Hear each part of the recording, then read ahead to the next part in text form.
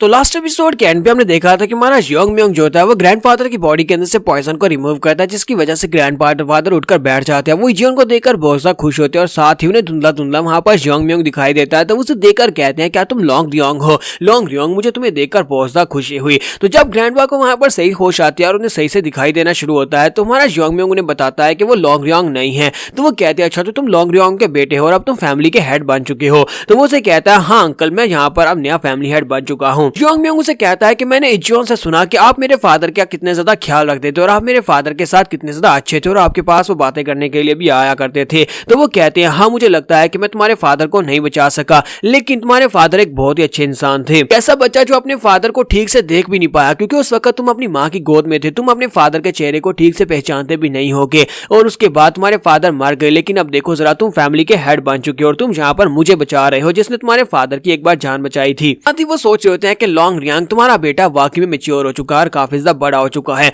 अगर तुम यहाँ पर होते तो तुम मुझे देखकर इसके ऊपर बहुत ज्यादा फख्र महसूस करते कि तुम्हारा बेटा अब यहाँ पर लोगों का इंसाफ कर रहा है, बिल्कुल तुम्हारे जैसे जैसे तुम किया करते थे। उम्मीद करता हूँ कि ये खबर तुम्हारे पास सीवन में भी पहुंचेगी और तुम्हें वहां पर बहुत ज्यादा शांति मिलेगी कि तुम्हारा बेटा अब ये सब कुछ कर रहा है। तो बुढ़े मास्टरों से कहते हैं कि अब जबकि मैं बहुत ज्यादा बुढ़ा और कमजोर हो चुका हूं, लेकिन इसके बावजूद क्या मैं यहाँ पर फैमिली हेड के सामने अपना सर झुकाकर अपनी सर्विसेज आपको पेश कर सकता हूं? तो क्या मैं यहाँ पर आपका फॉलोअर बन सकता हूं? तो मास्टर योंग म्योंग उसे कहता है हाँ क्यों नहीं मास्टर, आपकी तो हमें बहुत ज्यादा वैल्यू है क्योंकि आप यहाँ पर अब नए मेडिसिन किंग हॉल लीडर बनने वाले हैं। आप और इजियोन दोनों यहाँ पर नए मेडिसिन किंग हॉल को चलाएंगे। और साथ ही वो अपना कोट उतार कर ग्रैंडफादर को पहना देता और कहता है आप दोनों की मुझे बहुत ज्यादा जरूरत है, मैंने आप दोनों के लिए नई पोजीशन का बंदोबस्त किया और आप दोनों पोजीशन के ऊपर ही काम करेंगे। अब मेरे साथ आओ, हमें बाहर जाना है। बाहर कुछ लोग हैं जो कि हमारा इंतजार कर रहे हैं। तो इसी के साथ ही वो दोनों वहां से बाहर की तरफ निकलते हैं, जबकि टैंगिल और उसके साथ ही बाहर होते हैं। तो टैंगिल सोच रहा होता है कि ये बुढ़ा आदमी फिर से उठकर खड़ा कैसे हो गया, इसकी बॉडी के अंदर से पॉइजन कैसे रिमूव हो गया, मैंने तो इसकी बॉडी के अंदर बहुत सारे पॉइजन डाले थे। तो ऐसा तो नहीं है कि फैमिली हेड ने इस लड़के को ठीक कर दिया, लेकिन फैमिली हेड ऐसा कैसे कर सकता है? तो टैंगिल चलाकर कहता है कि ये वहां यहाँ पर क्या चल रहा है,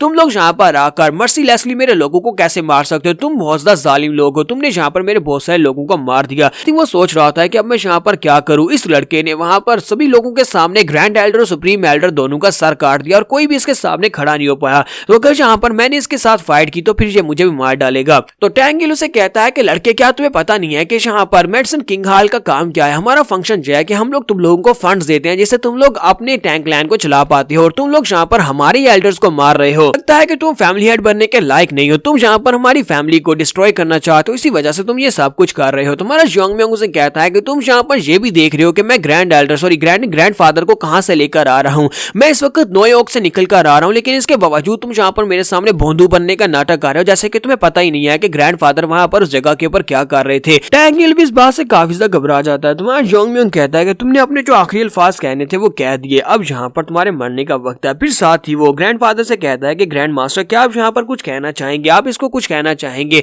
तो वो सारी लाते हुए कहते हैं नहीं, मुझे इससे कोई बात नहीं करनी, तुम इसके साथ खुद ही निपटो। और इस बात से टैंगिल बहुत ज्यादा घबरा जाता है और कहता है कि अब मैं मरने वाला हूं और वो अपने साथियों को धक्का देकर वहां से भागने की कोशिश करता है। वो कहता है कि मैं यहाँ पर क्यों रुकूंगा, मैं यहाँ से जा रहा हूँ, मुझे यहाँ पर मरना नहीं है। इस लड़के ने ये सब कुछ कैसे कर लिया? इसने बुढ़े मास्टर को भी यहाँ पर दोबारा से रिकवर करवा लिया और अब यहाँ पर से मुझे मारने वाला है। तो जैसे ही वहां पर से भाग कर जा रहा था, इसी के साथ एक नीडल उसकी गर्दन के अंदर आकर धंस जाती है। तो वो कहता है कि ये क्या, मैं अपनी बॉडी को मूव नहीं कर पा रहा, ये एक नीडल है, जिस नीडल के ऊपर लगता है कोई पॉइजन है। तो मैं योंग म्योंग उसे कहता है कि इसे हार्ट सेवरिंग फ्लेम पॉइजन कहते हैं और ये पॉइजन इजियोन ने खुद अपने हाथों के साथ बनाया है। तो तुम्हें कैसा लगा? क्या तुम्हें यहाँ पर पता चला कि तुम्हारे मेडिसिन किंग हॉल का जो नया लीडर है वो कितना ज्यादा काबिल है, वो तुमसे ज्यादा बेहतर तरीके से पॉइजन को बना सकता है, तुम्हें रिप्लेस करने के लिए ये बिल्कुल परफेक्ट है। और इसी के साथ ही टैंगिल वहीं पर ग्राउंड के ऊपर गिर जाता है और वहीं पर गिरकर बेहोश हो जाता है। जबकि हमारा योंग म्योंग बाकी के अपने सोल्जर से कहता है कि बाकी के सभी लोगों से तुम निपटो, किसी एक को भी जिंदा मत छोड़ना, हम लोग आज मेडिसिन किंग हॉल को कंप्लीटली डिस्ट्रॉय करने वाले हैं। और बोंगी ब्रिगेड के सोल्जर्स जो होते हैं उन सभी के पीछे लग जाते हैं और वहां पर जितने लोग होते हैं वो सभी भागने की कोशिश कर रहे होते हैं। लेकिन कैप्टन वून जिन अपने लोगों से कहता है कोई एक भी बचना नहीं चाहिए और वो सभी लोगों को मार डालते हैं, किसी एक को भी जिंदा नहीं छोड़ते। जबकि हमारा योंग म्योंग ग्रैंडफादर को अपने साथ लेकर वहां पर से वापस की तरफ आ जाता है ताकि वो उनके लिए एक नया मेडिसिन किंग हॉल बना सके। ये खबर जो होती है जंगल में आग की तरह फैलती है, सभी लोगों को पता चलता है कि नए फैमिली हेड ने क्या किया। वो कहते हैं लगता है कि मेडिसिन किंग हॉल को बर्बाद कर दिया गया है। फैमिली हेड को लगता है कि फैमिली के बिजनेस के बारे में कुछ भी नहीं पता कि फैमिली को कैसे चलाया जाता है। लगता है कि जो हमारी फैमिली को डबो देगा। कुछ लोग वहाँ पर उसके हक में बातें कर रहे होते हैं, कुछ लोग उसके खिलाफ बातें कर रहे होते हैं, क्योंकि उनमें से ज्यादातर लोगों को यही लगता है कि मेडिसन किंग हाल उन्हें फंड्स देता है जिसकी वजह से टैंक फैमिली चल रही है। इसलिए उन्हें लगता है कि अगर उसी जगह को डिस्ट्रॉय कर दिया जाएगा तो फिर फैमिली को फंड्स कहां से मिलेंगे। दूसरी तरफ हमें रूम के अंदर का सीन दिखाते हैं जहां पर ग्रैंडफादर जो होते हैं योंग म्योंग को उस फायर क्रिस्टल के पास ले जाया जाता है। तो जब वो वहां पर जाता है, उस फायर क्रिस्टल को देखता है, तो वो कहता है ठीक है जो फायर क्रिस्टल मुझे दे दे, मैं अपनी फैमिली हेड होने के नाते मैं इसको संभाल कर रखूंगा। तो ग्रैंड मास्टर से कहते हैं कि हाँ क्यों नहीं, तुम इसे अपने साथ लेकर जा सकते हो, क्योंकि वैसे भी टैंगिल जैसे और बहुत सारे लालची लोग होंगे जो कि यहाँ पर इसको हासिल करने के लिए वापस आ सकते हैं।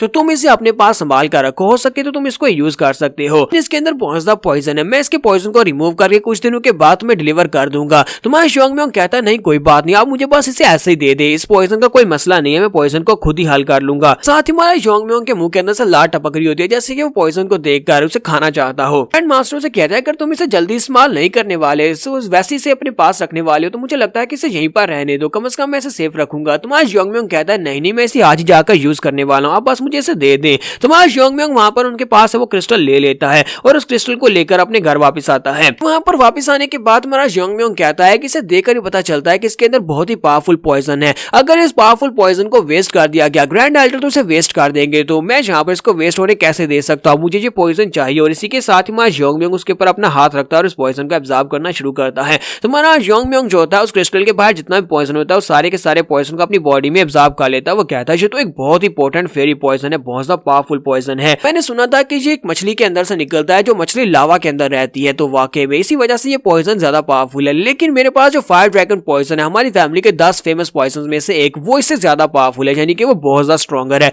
बिल्कुल एक ड्रैगन की तरह। एक ड्रैगन जैसे मछली से बहुत ज्यादा पावरफुल होता है कि ये दोनों ही पॉइजन इतने ज्यादा खतरनाक है, कोई आम इंसान अगर इन पॉइजन को हाथ भी लगाता है तो उसकी बॉडी अंदर से बुरी तरह से जल जाएगी और हाक होकर वहीं पर ग्राउंड के ऊपर गिर जाएगी। योंग म्योंग जब उस क्रिस्टल के इर्द गिर्द जितनी भी पॉइजन होता है वो सारे के सारे को एब्जॉर्ब कर लेता है, यानी कि अब क्रिस्टल रिफाइन हो चुका है। तो रिफाइनिंग के बाद वो सिर्फ और सिर्फ एक शाइनिंग क्रिस्टल रह जाता है जिसके अंदर से पॉइजन, जिसके अंदर से सिर्फ और सिर्फ एनर्जी है। उस एनर्जी को एब्जॉर्ब किया जाए तो कोई भी फायर आर्म में पहुंच सकता है। योंग म्योंग कहता है कि ये तो वाकई में इसके अंदर तो बहुत सारी स्पिरिट की पावर है, यानी कि इसको एब्जॉर्ब करके कोई भी फायर आर्म में पहुंच सकता है। तो चलो फिर ठीक है, अब इसे गिफ्ट के तौर पर यूज किया जाएगा। और उसे बॉक्स के अंदर बंद करता है, फिर साथ ही अपनी मॉम के रूम में जाता है, जाकर नॉक करता है और कहता है मॉम क्या मैं अंदर आ सकता हूँ। तो उसकी मॉम उसे कहती है हाँ क्यों नहीं बेटा, तुम अंदर आ सकते हो। योंग म्योंग कहता है कि मॉम प्लीज मुझे माफ करना, मैं काफी दिनों के बाद यहाँ पर वापस आया। तो उसकी मॉम उसे कहती है कोई बात नहीं बेटा, चलो जल्दी से अंदर आ जाओ। तुम्हारा योंग म्योंग जैसे वहां पर अंदर आता है, वो अपनी मॉम को देखता है, तो उसकी मॉम कहती है कि तुम्हारी मॉम यहाँ पर बहुत ज्यादा लकी है कि मुझे तुम्हारे जैसा बेटा मिला। तो योंग म्योंग अपनी मॉम को देखकर कहता है कि मेरी मॉम 4 साल पहले जैसी दिखती थी, आज बिल्कुल वैसी है, बहुत ज्यादा खूबसूरत। उसकी मॉम जो थी पहले जब सेक्टर हेड हुआ करती थी उस वक्त वो इसी रूम में रहती थी। तुम्हारा योंग म्योंग अपनी मॉम को वहां पर जो पुराना घर था वहां पर से सामान यहाँ पर शिफ्ट करवाता है और अपनी मॉम को यहाँ पर अपनी घर में लेकर आया जहाँ पर वो सेक्टर लीडर के तौर पर रह रहा है।